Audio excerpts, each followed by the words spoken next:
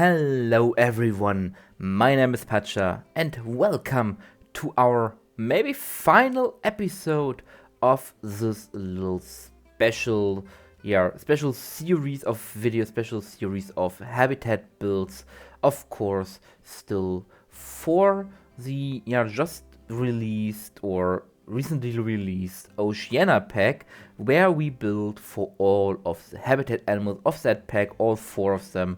So the little blue penguin, the quokka, the kiwi, and now finally, lastly, you already saw from the thumbnail in the intro and some of the promotional pics, the Tasmanian Devil, the flagship animal, basically, no, technically next to the kiwi of this pack, the animal we all have been waiting for since the start of the game. I think on the meta wish list over on the forum, it was on the #1 spot for I think at least 2 years or something like that, and now we finally have it in the game.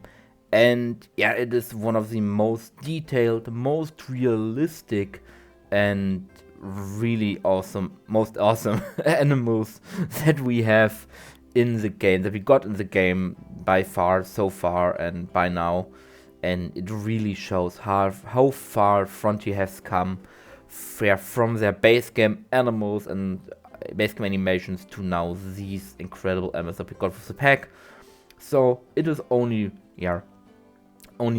sure that we build for this animal the last place, the last spot, and we have a really interesting habitat planned for this devil, which you probably also already saw from the thumbnail, the intro, or some of the promotional pics that I posted on various websites, because this is a 2-part exhibit, a habitat split in 2 areas. We have, for one, this more grasslandish area, which we will talk about a little bit more in a moment, and then we have the more forest area for which we are building the barrier right now, a very simple barrier, basically out of wood and some chain link, which kind of reflects more the natural habitat of the Tasmanian Devil, which is a temperate forest almost of Tasmania, jungly temperate forests of Tasmania, where they mainly thrive and where they used to live.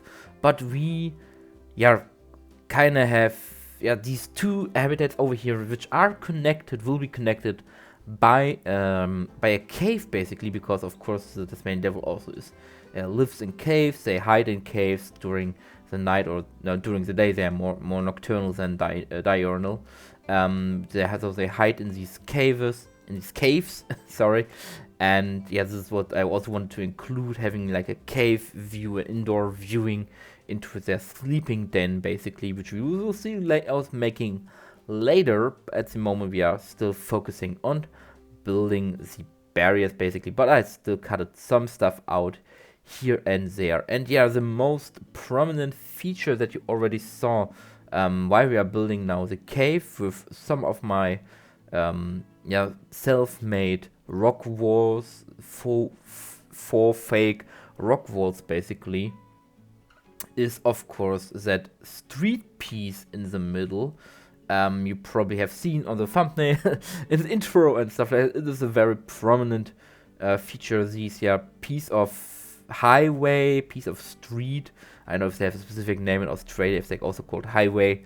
In Germany they have a different name, which roughly translates to car street, Autobahn, which is basically a highway. But anyway, I digress. This is the main feature which we are focusing exactly right now on, this street in the middle of the habitat, in this grasslandy bit of habitat. And it is a very unusual thing for me to build, at least, because I'm never that huge on theming or on artificial theming. Basically, I'm more of the more natural habitat guy who builds more of the natural habitat of the animals, and this is kind of a new thing for me, having this major human-made structure in there. but there is a real reason behind this one, and I have to say it's of course not it's not my idea. The inspiration came when I was looking up Tasmanian Devil exhibits, and the one in the Taronga Zoo is basically what I'm building here. I'm not building an exact copy of that habitat, but it also features that street, and then also a bit of a similar structure with having the habitat split in two parts, a more grasslandish type and a more forest one. And yeah, as I said, they also feature the street, and they have a reason to feature this street. If you don't know, probably many of you who are watching this video know this, the Tasmanian Devil has a real problem with a certain disease called the DFTD, or the Devil Facial Tumor Disease, which is ravaging the wild devil populations in Tasmania, which is killing thousands of Tasmanian devils over there. It's a cancer type of disease, as the name tumor disease probably lets you know, and it's many affects the faces. Don't look it up, only if you want to see very, very, very poor and suffering animals with horrible disfigurements in their faces. It is really not nice. I just gave it a quick look, and yeah, anyway. The problem is, and why Taronga Zoo chose to picture a street in the habitat, you will also see, if you look up Taronga Zoo Tasmanian Devil exhibit, that they also have like a fake kangaroo wallaby carcass there where they feed the devils. I didn't recreate that because I'm not that good with fun pieces or stuff like that, but I still have the food enrichment being on the street. But yeah, the reason they feature the reason they feature the street in their exhibit and the whole area is because this disease, the devil facial tumor disease, mainly spreads by either Tasmanian devils biting each other in the face, so devils that already have these cancer cells in their mouth biting other devils, or by eating carcasses from streets. Highways and streets in Tasmania are basically like giant cuts through the environment where a lot of animals die, where a lot of animals travel alongside because there's no tall grass, there's no way for predators to hide, basically. So a lot of animals use these highways as ways to travel from one place to another. It's also very easy terrain to traverse, and there's of course a lot of car accidents with wildlife, a lot of carcasses, a lot of dead animals around, and the Tasmanian Devil searches these places because they know that animals die there, and they eat the carcasses. And the problem is, if the Tasmanian Devil eats this carcass, and if the carcass is infected with these cells, or if they are sharing food, so if two or more devils eat from the same carcass and one devil of them has this cancer cell, has this disease, he is most likely to transfer or transmit the disease to another devil that eats from the carcass later or at the same time.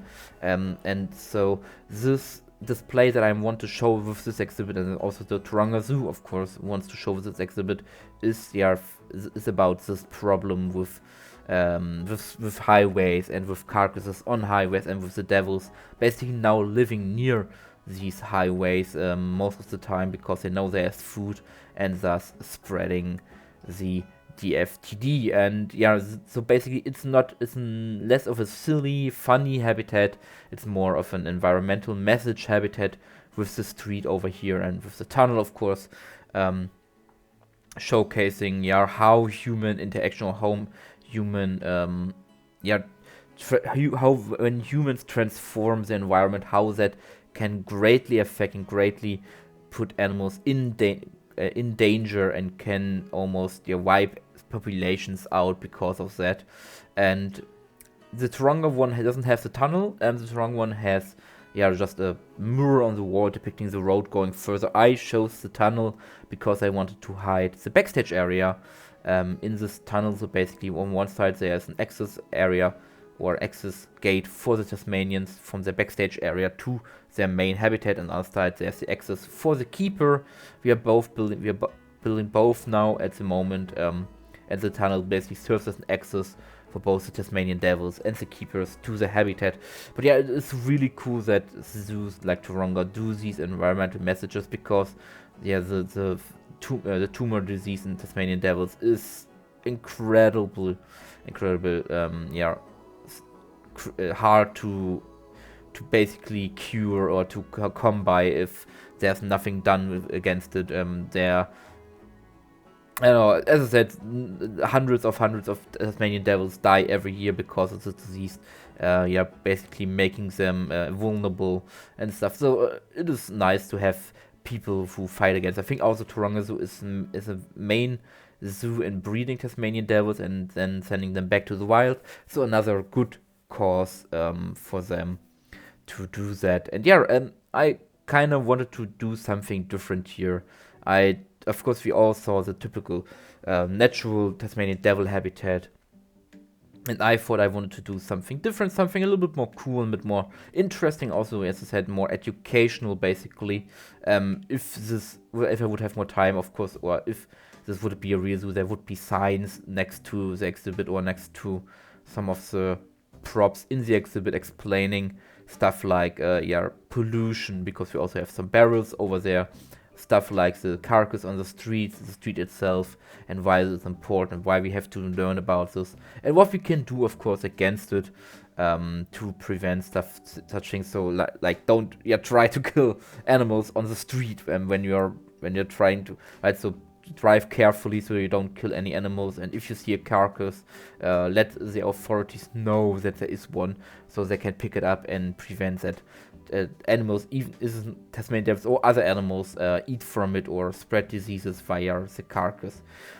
And I mean, we have to say the Tasmanian Devil is a very unique animal, because it is, I think, the last carnivore, I was to say marsupial. Yeah, it's the last carnivorous marsupial that is left in the general Australia Oceania area.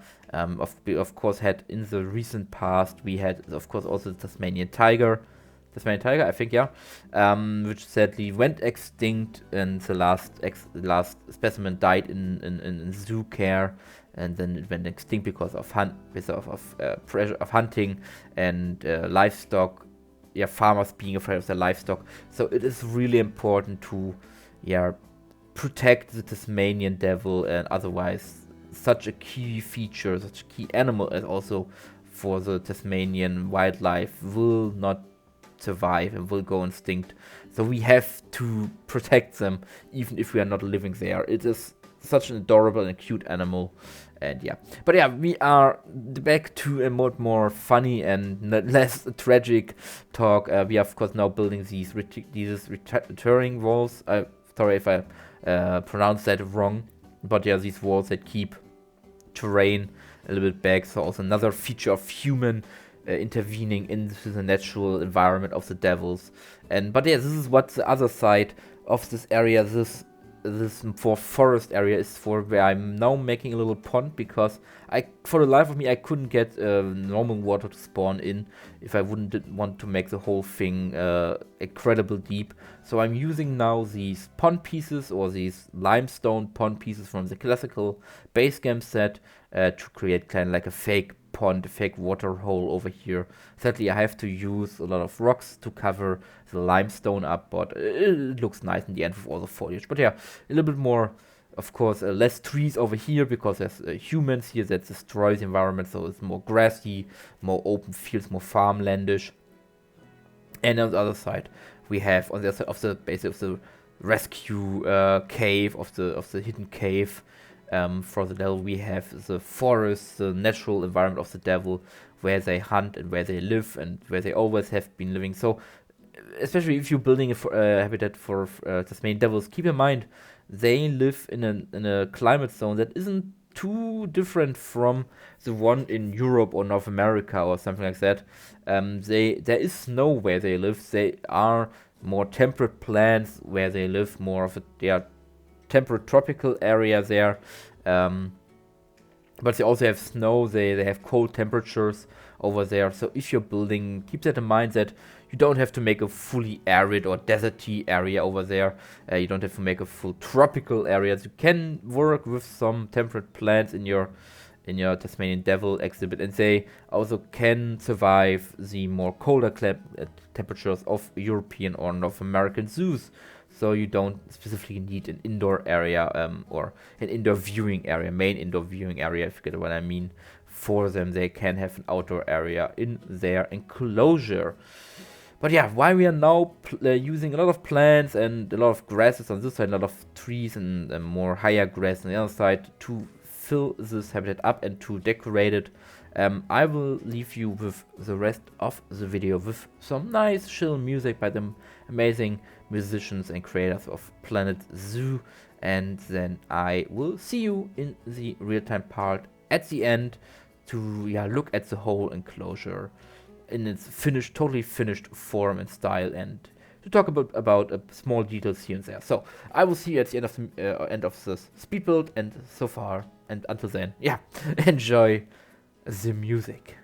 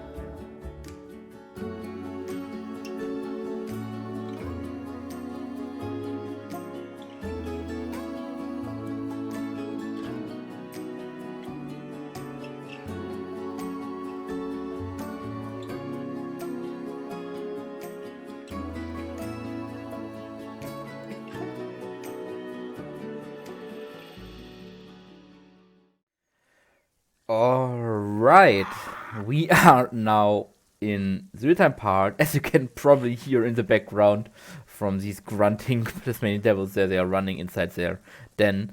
And I forgot to show the speed build right away. I have to say that I, of course, added these small Polynesian-style statues of the devil as with every of the last 4 exhibits, basically. But yeah, we are now in the real-time part, and we're now standing in front of the finished exhibit, and we sadly don't have a devil over here. They are probably all on the other side, or in the cave, basically.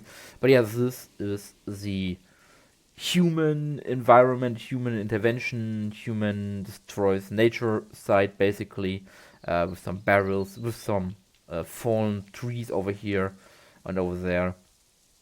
And then, of course, it's a street going right through the area, right through the nature, and yeah, also beware kangaroos, of course, as a little nod to the fake kangaroo wallaby carcass in the Taronga Zoo area. They also have, I think they also have a kangaroo sign or a devil sign, I don't know anymore. And yeah, I really like how this street turned out, especially with this outfading, destroyed end over here, where it goes into the visitor area, a little bit of reverse habitat immersion, basically, if you know what that is, and if not, you probably should check out just Goron's videos. But yeah, really nice how this fades out basically into the normal pavement. Then also the street is a little bit damaged already. Yeah, I hear you guys over there. But yeah, also that the food enrichments over here, so when they eat, there will be food on the street, and so the message gets across. Yeah, there is one. I adore how they sleep. They sleep so cute, with all of their limbs away from the body. This is really cool. But yeah, this is a little cave view over here, of course, with a little bit of a red light for a bit of warmth and stuff like that. So a little bit of heat, a little of a heat lamp, basically. And then we get over to the forest areas, to the more forested natural area over here. There's the other one in the background. Yeah, my god, you are very loud. But yeah, more natural, more trees, more foliage overall, a little bit of water, of course, more greenery. In comparison, my goodness, you are loud. I know if he is also so loud in the video, but on my ears he is really loud. But yeah, we also have a separate viewpoint over here. Hello. Where we can just buy with more glass viewing, and they can come up right to the glass, right to the edge of the glass, that's right close, really close to the visitor over here. Yeah, as I said, I really love how this turned out. What are you doing? You're really cute. But yeah, we can maybe see them. Can maybe see him walking through in just a moment, if he doesn't decide to turn around. That is, of course. There he comes. Yeah, there it is. Sometimes they run like crazy. Sometimes they walk really, really slow. There he is. I could probably make this even smaller, make the entrance smaller and the cave itself smaller, but I think it's nice how it is, and we don't want to make it too small for these animals. But yeah, really, really like how it turns out. And yeah, just for your information, back here I need to add a door. I have to do that before I upload that to the workshop. But yeah, this is the backstage area. Nothing in here, so you can make your own backstage as you like, or just put some keeper huts and stuff like that in here.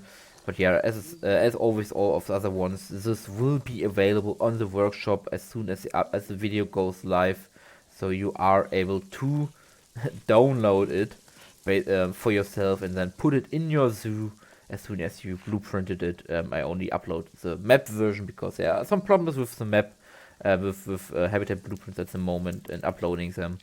So yeah, you have to sadly do that yourself. But yeah, before we talk too much about stuff that isn't interesting, I have to say I really like how it turned out. I really like the lushness of it, especially the still but noticeable, the small but noticeable difference between the two sides, with the more natural one and this more, yeah, human artificial side of this one. And yeah, let me know in the comments if you have more awesome Tasmanian Tasmanian Devil exhibits you have seen yourself. Maybe have you ever seen a Tasmanian Devil in real life in a zoo? I haven't. I never saw this animal in real life. I hope I will at some point and at some day. But yeah, let me know in the comments what you stories have to share about the Tasmanian Devil, what your ideas are for a Tasmanian Devil habitat, and I hope you enjoyed this episode, that you had a great time, and then hope I see you in the next one. And until then, stay safe, have an awesome time with your family, your friends, and yeah, with this game. And I see you in the next video. Bye bye.